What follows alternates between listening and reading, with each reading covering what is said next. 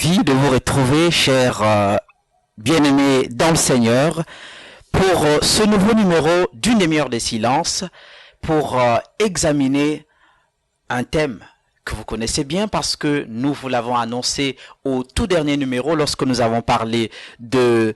permettez que je me souvienne un tout petit peu, nous avions parlé au tout dernier numéro du concept Yovel. Et c'était avec le docteur King Fortuné de White Eagle Tabernacle que nous retrouvons d'ailleurs sur ce même plateau. Bonjour docteur. Bonjour monsieur le journaliste. Alors, vous êtes toujours sur ce plateau d'une demi-heure de silence pour examiner les paroles de la prophétie.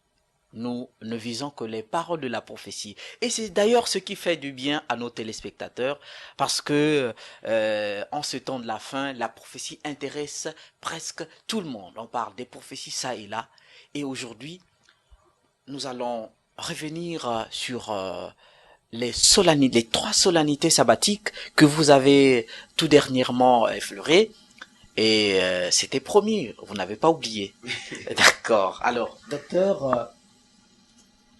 avant d'entrer dans le vif de notre sujet sur les solennités sabbatiques, on aimerait dans un premier temps avoir une idée sur le concept lui-même, le concept solennité.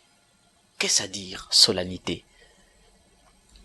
Je crois qu'il y a le mot solennel. Les fêtes en Israël étaient publiées au son de la trompette ou de la corne du bélier, et c'était des solennités, des fêtes solennelles, c'est-à-dire c'était un événement grandiose qui devait impliquer tout Israël, né libre en Israël. Voilà en gros ce que veut dire le mot solennel ou solennité. Et donc lorsque nous faisons allusion aux trois solennités sabbatiques, ce n'est autre que les trois sabbats. Parce que les sabbats en Israël, c'était des jours solennels. D'accord. Alors là, c'est juste une définition de façon raccourcie, de façon simplifiée. Ah d'accord, 30 minutes, hein, comme je vous le dis souvent, que 30 minutes pour examiner les paroles de la prophétie, c'est rien du tout.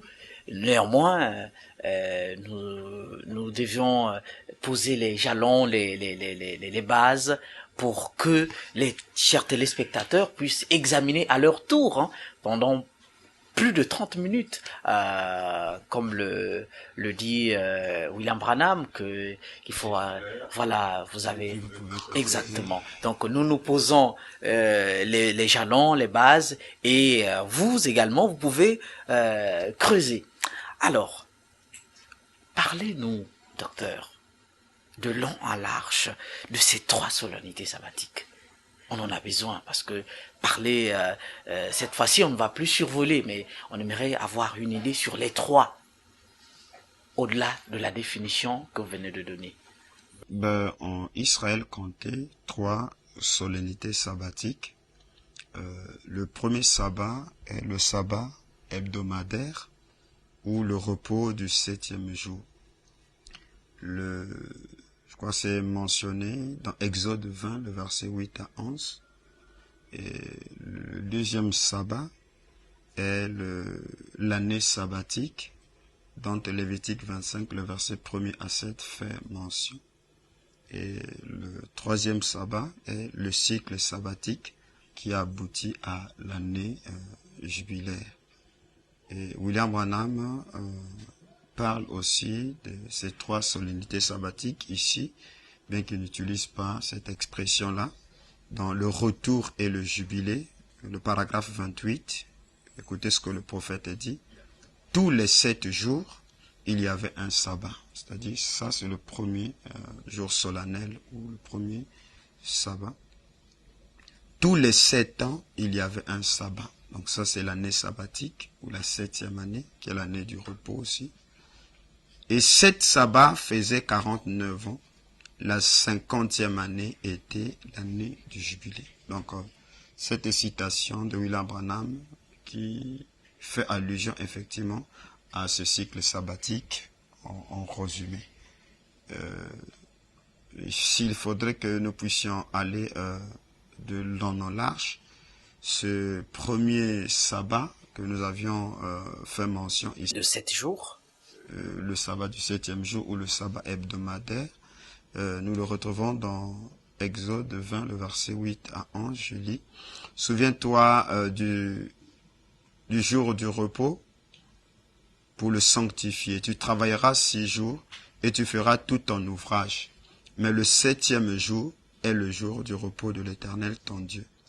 Tu ne feras aucun ouvrage, ni toi, ni ton fils, ni ta fille, ni ton serviteur, ni ta servante, ni ton bétail, ni l'étranger qui est dans tes portes. Car en 6 jours l'Éternel a fait les cieux et la terre et la mer et tout ce qui est contenu. Et il s'est reposé le 7e jour. C'est pourquoi l'Éternel a béni le jour du repos et l'a sanctifié. Donc voilà le premier jour ou le premier sabbat ou le premier solennité sabbatique. Mais pour la première fois où il est fait mention de l'institution pour Israël du 7e jour du repos consacré à l'Éternel, on trouve cela dans Exode 16, le verset 23 jusqu'au verset 30. Là, il est ordonné à Israël, lorsque la manne tombait dans le désert, de ramasser la manne pendant 6 jours. Et le 7e jour, ça sera un jour de repos. Il n'y aura pas de manne, parce que la manne du 6e jour tombait, la manne du 7e jour tombait le 6e jour. Donc, voyez-vous que Dieu déjà, à la sortie d'Israël, montrait déjà que avant que la loi ne soit donnée, Dieu instituait déjà le repos du 7e jour lors de l'activité de la tombée de la manne. Et c'est après cela, dans Exode 19, et puis quand Israël a choisi d'observer la loi, et dans Exode 20, c'est là où il leur donne maintenant comme prescription, comme ordonnance de façon solennelle, d'observer le 7e jour. Donc ça, c'est le premier. D'accord, nous sommes donc là dans le premier sabbat, qui est que vous appelez sabbat vous. hebdomadaire. Voilà, donc Okay. le 7 jours. Le 7e jour. Donc le deuxième, précisément aussi le 7e jour, en Israël, c'est le samedi, parce que c'est pas le dimanche qui est le 7e jour. Le dimanche, c'est le 8e jour ou le premier jour de la semaine. Ok. ça c'est quel calendrier? Non, c'est universel. Le 7e jour n'est pas, on parle week-end, que la fin de la semaine. Donc la semaine se termine le samedi et elle commence le dimanche. Et donc ça serait une aberration de penser que le dimanche soit le sabbat. Donc nous n'allons pas prier le dimanche parce que c'est le 7e jour. Mais c'est un autre point qui sera abordé, je crois, plus tard. Certainement. Le deuxième sabbat est l'année sabbatique dont nous avons fait allusion. Dans Lévitique 25, le verset 1er jusqu'au verset 7, il est parlé que tu ensemenceras la terre pendant 6 années et la 7e année, ça sera le repos. Et je prends aussi Exode 23, le verset 10 à 11. Il dit que pendant 6 années, tu ensemenceras la terre et tu en recueilleras le produit. Mais la 7e, tu lui donneras du relâche et tu la laisseras en repos. Donc, voyez-vous que en plus du 7e jour, il y a des périodes régulières consacrées au repos, à l'adoration de l'Éternel et à la proclamation de la liberté. Donc, c'est la raison pour laquelle ce 7e jour et la 7e année, c'était une année où la terre rentrait en jachère, où l'on relâchait la terre. Et cette même 7e année, selon Deutéronome, je crois, 15, est aussi appelée l'année du relâche en l'honneur de l'Éternel. Pourquoi publier le relâche? Parce que la 7e année, c'était comme une année expiatoire, bien que ce soit une année aussi de repos, tous les esclaves, ceux-là qui avaient des dettes, la 7e année, le sacrificateur parcourait le pays et il sonnait de la trompette. Même si quelqu'un devait, la 7e année, la dette était expiée. Et oui, effectivement.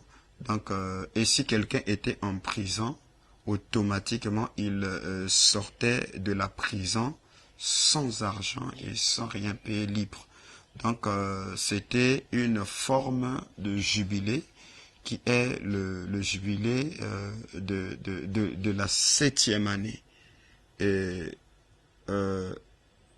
William Branham appuie cela ici dans les 10 vierges, le paragraphe 303. Regardez ce qu'il est dit.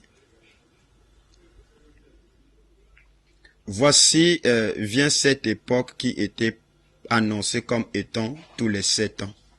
Il y avait 6 années, mais la 7e année, ceux qui étudient la Bible, les prédicateurs, ceux qui sont assis ici autour de moi, vous savez que c'est vrai. La 7e année était appelée l'année du jubilé. C'était une année de repos pour tout. Il n'y avait pas de semailles la 7e année. La terre et tout le reste se reposaient et on ne faisait que glaner. Tout se reposait la 7e année. Cette année-là, le sacrificateur sonnait de la trompette. Si un homme avait été esclave, quelles que soient ses dettes, il était libre. Donc, William Branham, en déclarant que la 7e année est aussi appelée l'année du jubilé ici, en fait, Frère Branham fait allusion à l'année du relâche ou le relâche en honneur de l'Éternel, qui n'est autre que une autre forme de jubilé. D'accord, docteur. Avant de passer à la 3e, parce que vous avez épinglé 2, je vais rappeler aux téléspectateurs que nous sommes sur les 3 solennités sabbatiques faisant allusion donc aux fêtes ou aux 3 fêtes qui ne sont autres que les sabbats. Les sabbats, docteur, c'est vrai, c'est vrai. Il y a une question qui me vient que je veux bien sortir, mais il faut bien que vous épinglez la 3e avant que je la pose, parce que ça commence un peu à...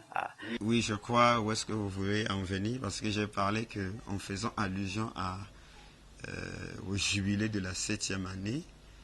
Mais il faut que la 3e soit épinglée pour que je sois complet dans ma question. Ok, donc la 7e année était l'année du relâche en l'honneur de l'Éternel. Et selon Lévitique 15, les dettes étaient expiées, même les prisonniers partaient en liberté, ils étaient libérés. Et c'est à partir de cette écriture ou cette promesse d'où William Branham fait allusion que lorsque quelqu'un entendait le son de la trompette, et s'il trouvait bon de rester chez son maître en tant qu'esclave, alors son maître l'amenait devant la porte du tabernacle, le poinçonnait à l'oreille, et il devenait à perpétuité esclave. C'est la raison pour laquelle nous ne croyons pas que nos filles puissent mettre les boucles d'oreilles, parce que bibliquement parlant, ces boucles d'oreilles-là étaient le signe du marquage des esclaves. Quand vous dites nous, vous faites allusion auxquels? Vous, lesquels? Les chrétiens, les croyants du message du temps de la fin. Donc je prends ici pour appuyer ce que je viens de dire dans Exode 21, le verset 1er jusqu'au verset 6. Voici les lois que tu leur présenteras.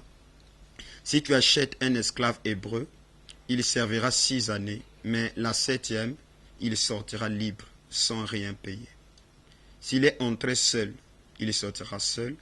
S'il avait une femme, sa femme sortira avec lui. Voyez-vous que Exode 21 vient donner plus des élargissements sur Deutéronome 15 qui parle toujours de l'année du relâche.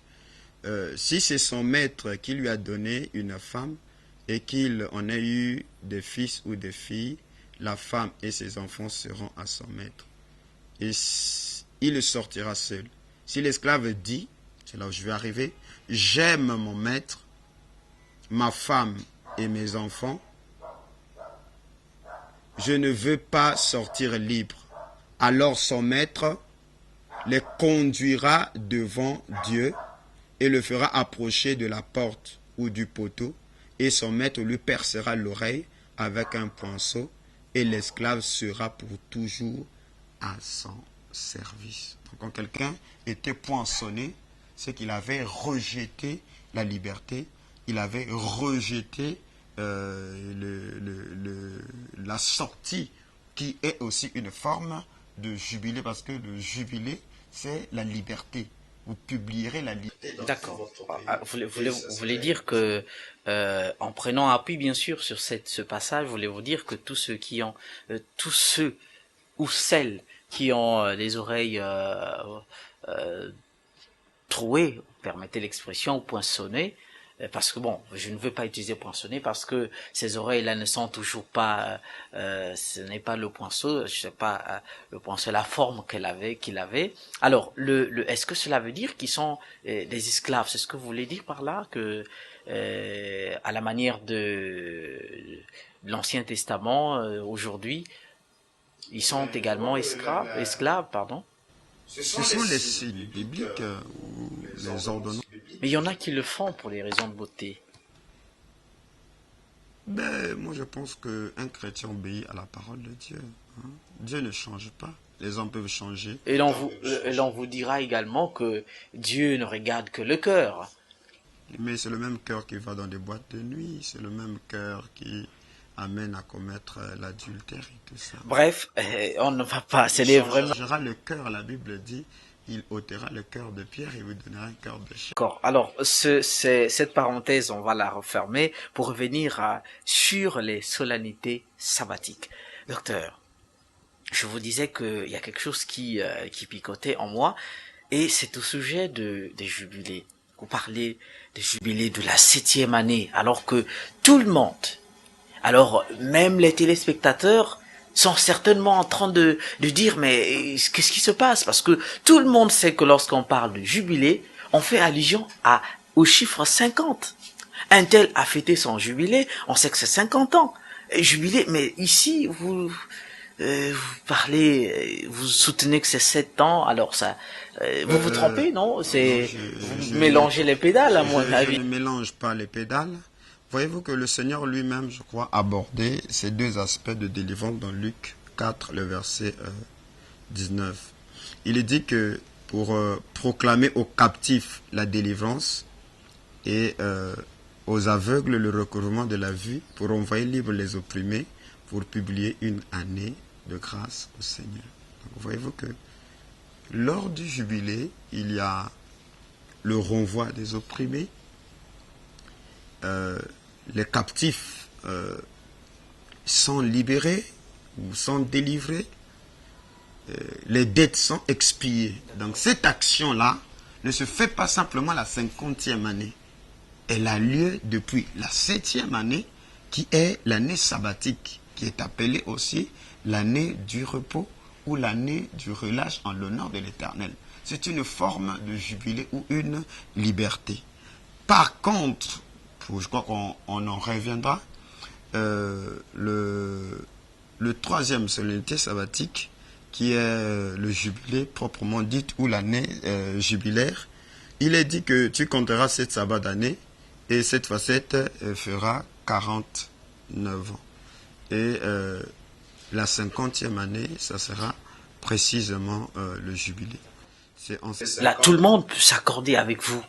Lorsque vous parlez de 50, tout le monde est d'accord, mais quand c'est 7... Je suis en train de montrer la particularité du jubilé de la 50e année, c'est que Dieu ajoute un élément très important.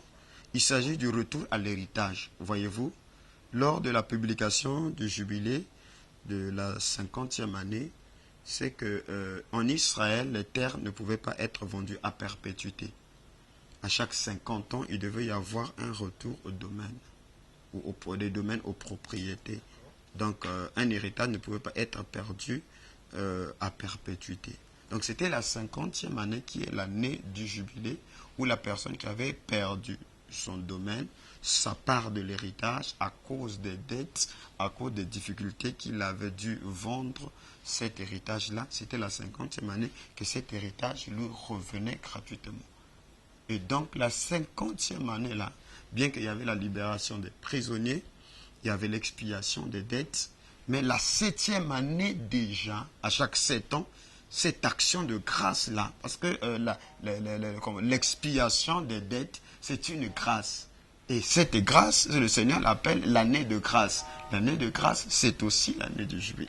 Donc je suis en train de démontrer ici que depuis la 7e année, il y a une grâce qui est publiée, qui est un renvoi des opprimés.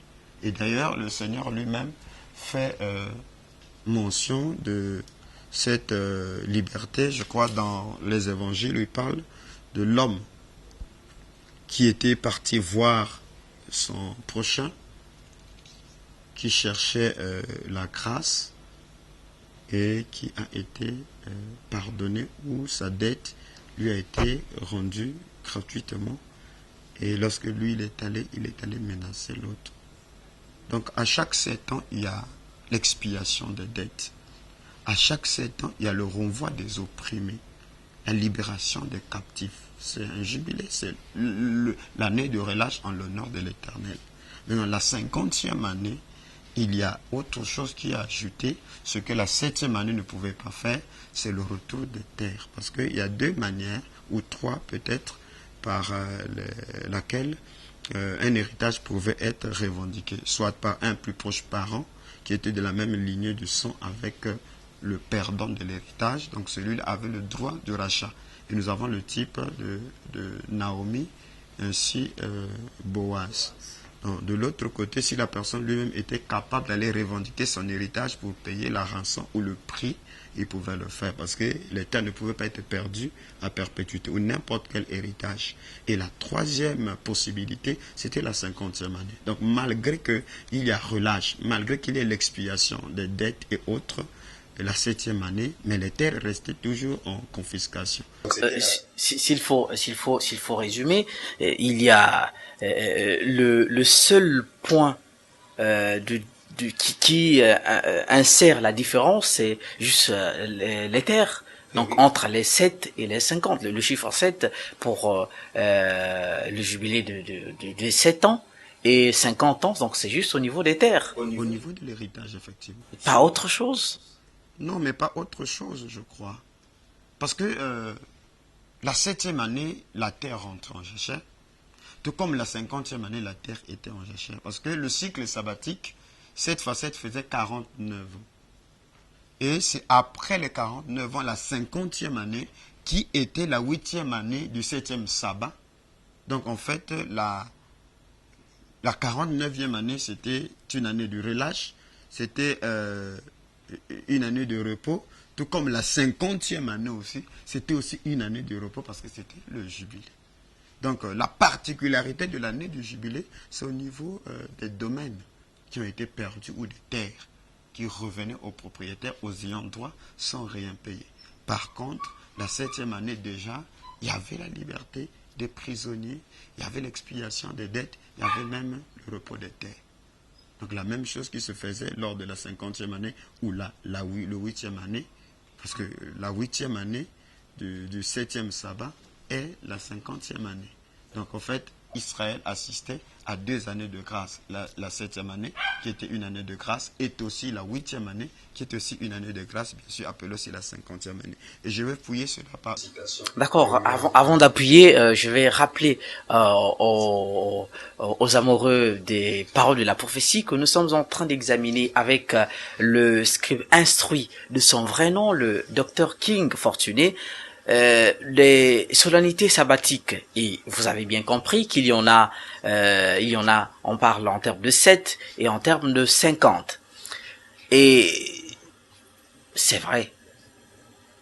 Théoriquement parlant, ça peut convaincre les uns, mais les autres peuvent rester sceptiques. D'où il faut bien qu'il y ait des appuis naturellement pour que tout le monde soit d'accord, parce que quand vous avez des appuis bibliquement parlant et surtout les déclarations de William Branham, parce que ceux qui sont fidèles à une demi-heure de silence attendent plus ce qu'a dit Branham. Donc, si vous avez des appuis, allons dans ce sens, mais Nous vous laissons le temps de mettre tout cela à la disposition de nos téléspectateurs et bien entendu, ça fera du bien. Ouais, ok.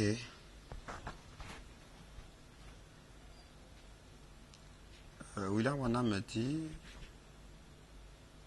Alors pendant que le Dr King est en train de se mettre à la page, nous allons vous préciser ou nous allons revenir sur ce que je venais de dire, que nous sommes toujours dans une demi-heure de silence. Tout ce que nous avons développé du début jusqu'à la fin, jusqu'à ce numéro, vous pouvez retrouver cela sur notre site officiel qui d'ailleurs s'affiche sur votre petit écran, chers téléspectateurs. Vous avez tout. Vous pouvez vous retrouver, vous pouvez vous régaler, vous pouvez revoir le tout premier numéro, le dernier, ça ne dépendra que de vous. Alors une demi-heure de silence s'arrange à mettre tout à votre disposition. Comme vous le constatez d'ailleurs, le son est impeccable parce que nous avons pris en compte toutes vos revendications. Dr King, à vous la parole pour nous lire exactement ce que prévoit William Branham. Dans l'année de grâce, le paragraphe 51, William Branham me dit: et à tous les 7 ans, il laissait reposer la terre. Il ne cultivait pas le fruit dessus ou ne sémait aucune récolte. Il laissait leur récolte se reposer dans les champs et tous les 7 ans, c'était la période du jubilé. Mais toutefois, tous les 7 ans, c'était la loi de Dieu qu'il y avait une année de jubilé. Et lorsque venait l'année, alors le sacrificateur parcourait la terre et sonnait la trompette. Et chaque esclave qui avait été acheté à un prix et qui était devenu un serviteur avait le privilège de devenir libre et de rentrer chez lui, de retourner vers ses bien-aimés. Il était racheté par grâce. Ça ne lui coûtait rien. Donc, voyez-vous que ce retour, que le jubilé, c'est le retour, c'est la liberté. Et cette liberté s'accomplissait déjà la 7e année. Et ce que Dieu ajoutait la 50e année, elle impliquait juste des terres. D'accord. Alors, j'ai ressenti d'ailleurs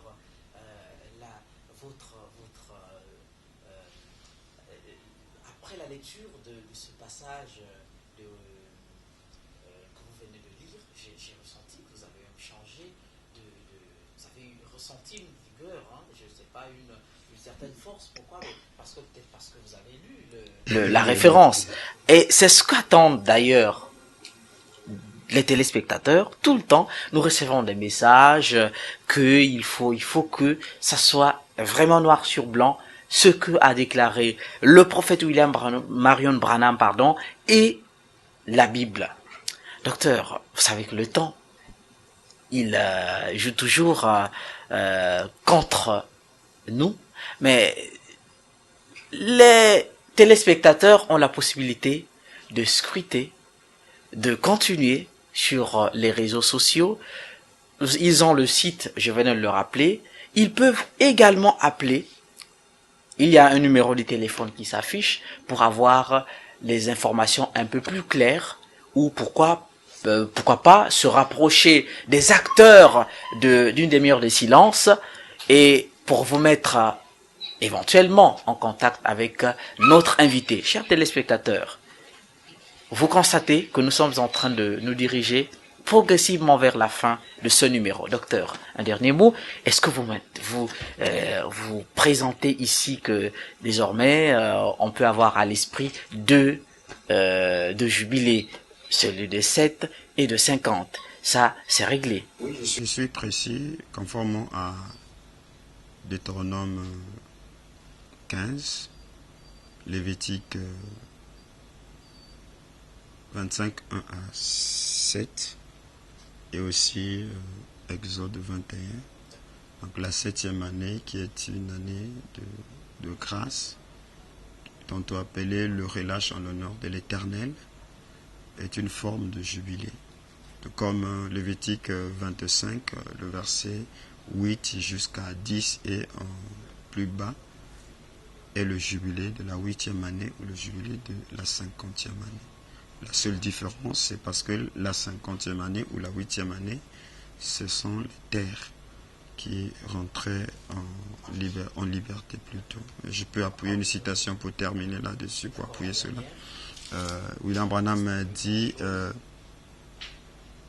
dans le deuxième sceau, le paragraphe 214 dit, dans l'Ancien Testament, quand un homme avait été vendu comme esclave, il y avait tous les 50 ans une année de jubilé.